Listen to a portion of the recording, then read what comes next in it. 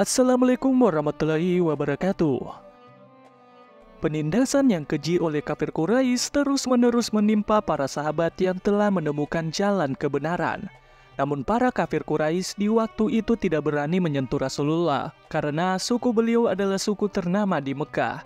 Lagi pula kepribadian beliau juga dihormati di sana, sehingga tidak banyak orang yang berani memperlakukan Nabi Muhammad dengan perbuatan yang buruk, selain manusia yang licik. Terlebih lagi Rasulullah juga mendapatkan perlindungan dari pamannya Abu Talib yang merupakan salah satu tokoh berpengaruh di Mekah. Kondisi ini membuat para kafir Quraisy tidak dapat berbuat banyak, selain membuat pertemuan dengan Abu Talib untuk berdiskusi dengan paman Rasulullah.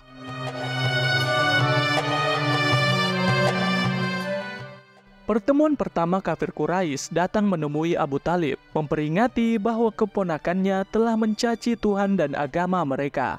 Kalau Abu Talib tidak mau menghentikannya, maka izinkan mereka untuk menyelesaikan sendiri. Mereka tidak bertindak saat ini karena masih menghormati Abu Talib. Paman Rasulullah itu memberikan tutur kata yang lembut dan menjawab mereka dengan lemah lembut, namun masih terus akan melindungi keponakannya Muhammad. Pertemuan itu tidak menemukan penyelesaian yang mereka inginkan. Sedangkan Rasulullah masih tetap melakukan aktivitasnya, memperlihatkan agama Allah dan mengajak manusia untuk menyembah hanya kepada Allah. Tentu saja kafir Quraisy tidak tinggal diam. Mereka kembali memutuskan untuk menghadap Abu Talib sekali lagi. Kali ini mereka akan menggunakan cara yang lebih kasar dan keras daripada sebelumnya. Para pemuka Quraisy berkata pada Abu Talib, "Wahai Abu Talib, sesungguhnya usia, kebangsawanan, dan kedudukanmu bernilai di sisi kami.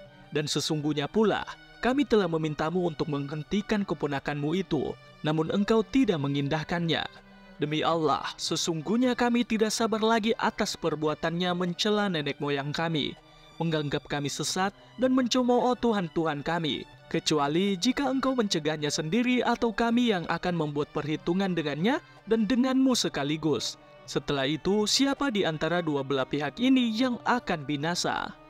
Ancaman dan ultimatum tersebut membuat Abu Talib goyah, sehingga ia mendatangi Rasulullah SAW seraya berkata padanya, "Wahai ponakanku, sesungguhnya kaummu telah mendatangiku dan mengatakan ini dan itu kepadaku. Maka kasihanilah aku dan dirimu juga. Janganlah engkau membebaniku dengan sesuatu yang tak mampu aku lakukan."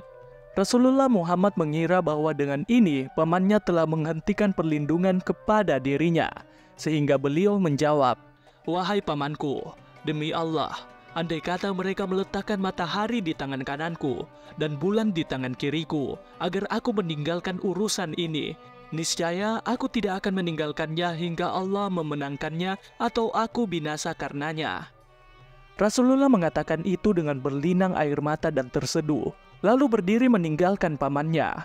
Abu Talib yang merasa tersentuh memanggil keponakannya dan berkata, "Pergilah wahai keponakanku, katakanlah apa yang engkau suka.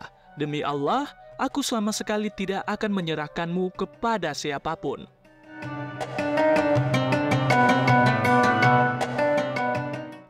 Kemudian kafir Quraisy masih melihat Rasulullah melakukan aktivitasnya berdakwah. Mengetahui itu, mereka merasa bahwa keputusan Abu Talib bersedia memisahkan diri dengan kaum Quraisy dan siap untuk memusuhi mereka.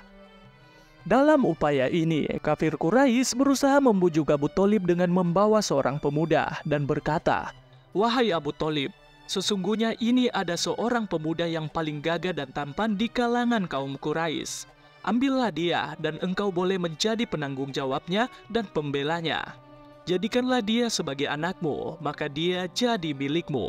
Lalu serahkan kepada kami keponakanmu yang telah menyelisih agamamu dan agama nenek moyangmu itu, mencerai-beraikan persatuan kaummu dan menganggap sesat mereka agar kami bunuh. Ini adalah barter manusia dengan manusia di antara kita." Abu Talib menjawab, "Sungguh tawaran kalian itu adalah sesuatu yang murahan. Apakah kalian ingin memberikan kepadaku anak kalian, agar aku beri makan dia demi kalian, sementara aku memberikan anakku agar kalian bunuh? Demi Allah, ini tidak akan pernah terjadi." Manakala kafir Quraisy gagal dalam berbagai perundingan dengan paman Rasulullah untuk mencegah dakwah Nabi Muhammad, Maka mereka memutuskan untuk memilih langkah untuk mencelakakan Rasulullah Shallallahu Alaihi Wasallam. Kafir Quraisy kini mulai menampakkan dirinya yang penuh akan kekejaman dan kesombongan di hadapan Rasulullah, menandakan mereka sudah mulai memancing api permusuhan. Dan ujung tombak dari permulaan ini adalah seseorang dari suku Bani Hashim, sekaligus salah satu paman Rasulullah yang menentang keras dakwah Islamiyah, dialah Abu Lahab. Dia sudah lama menghadang Rasulullah sebelum kaum Quraisy lainnya bermaksud ingin mencelakakan Rasulullah.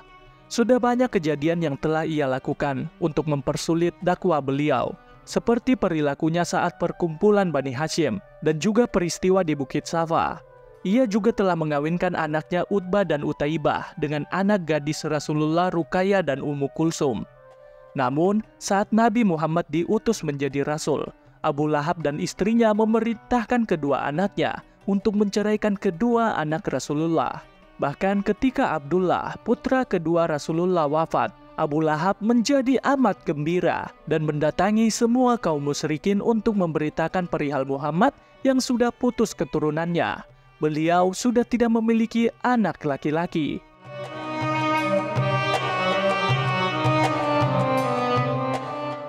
Bukan hanya Abu Lahab, tetapi istrinya juga memiliki perilaku yang sama dengan suaminya. Dia pernah membawa duri dan menyebarkannya di jalan yang dilalui oleh Nabi Muhammad. Bahkan ia juga niat menyebarkannya di depan pintu rumah beliau pada malam hari.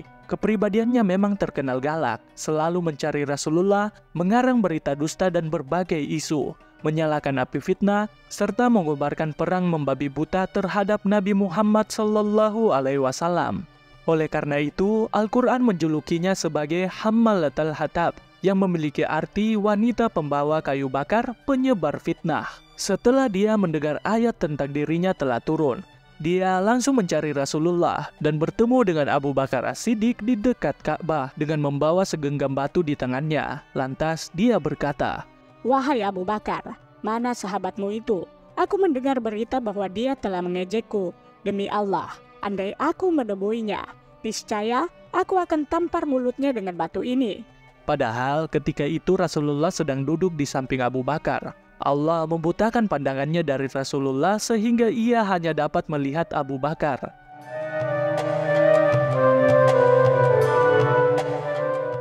Kafir Quraisy yang tinggal berdekatan dengan Rasulullah juga ikut mengganggu beliau.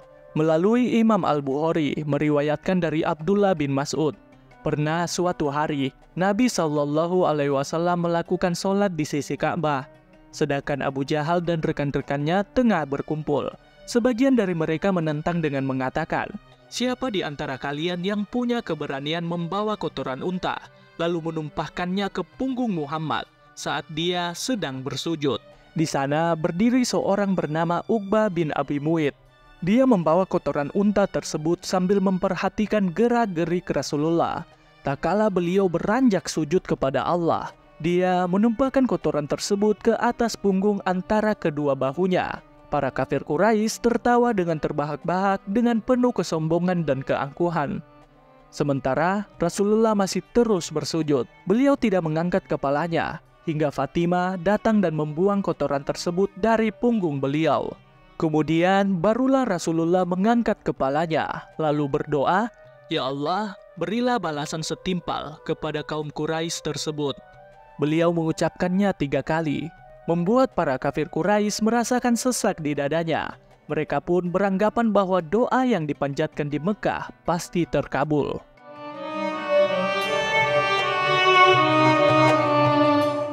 Ada juga seseorang bernama Ubay bin Khalaf, merupakan sahabat dari Uqbah bin Abi Mu'ayth.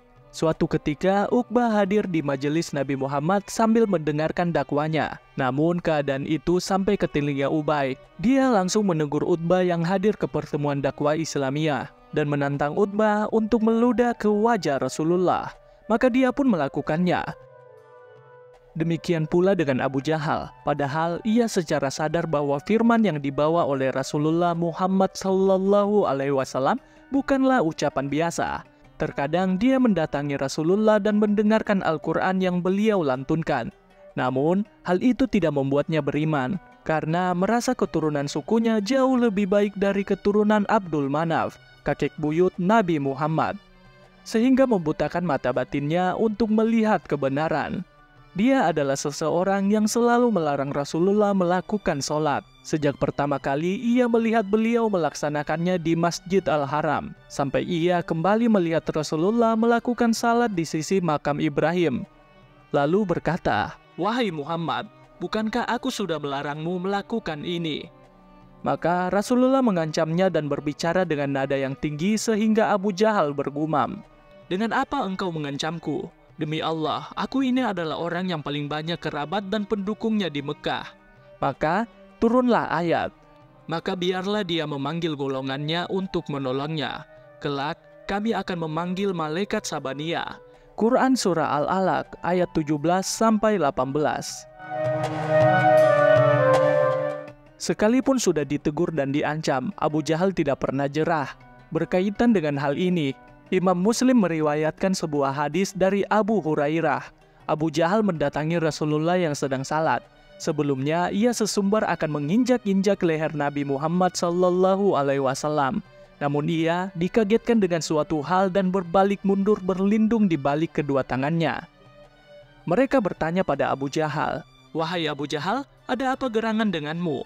Dia menjawab, "Sesungguhnya antara diriku dan dirinya terdapat parit dari api, makhluk yang menyeramkan dan memiliki sayap-sayap." Lantas Rasulullah SAW bersabda, "Andai dia sedikit lagi mendekat kepadaku, niscaya tubuhnya akan disambar oleh malaikat dan terkoyak satu persatu." Penindasan-penindasan yang telah dilakukan oleh kafir Quraisy membuat Rasulullah melarang kaum muslimin untuk menyatakan keislaman mereka, baik dalam bentuk perkataan atau tindakan, serta tidak mengizinkan mereka bertemu dengan beliau kecuali secara rahasia. Karena bila mereka bertemu secara terbuka, maka kafir Quraisy akan memantau gerak-gerik beliau, sehingga akan sangat susah bagi kaum muslimin untuk belajar Alkitab dan As-Sunnah. Hal ini juga dilakukan untuk menghindari kemungkinan yang dapat terjadi, yaitu perkelahian antara kedua belah pihak, di mana dahulu pernah terjadi pada tahun keempat kenabian, manakala para sahabat Rasulullah berkumpul di lereng perbukitan, tempat mereka melakukan salat secara rahasia. Tindakan itu terlihat oleh beberapa kafir Quraisy, lalu mencaci maki dan memerangi kaum muslimin. Hal ini mengakibatkan Sa'ad bin Abi Waqqas memukul salah satu dari mereka. Dan jika benturan ini berulang kali terjadi dan berkepanjangan, tentunya akan mengarah pada penghancuran dan pembantaian kaum muslimin.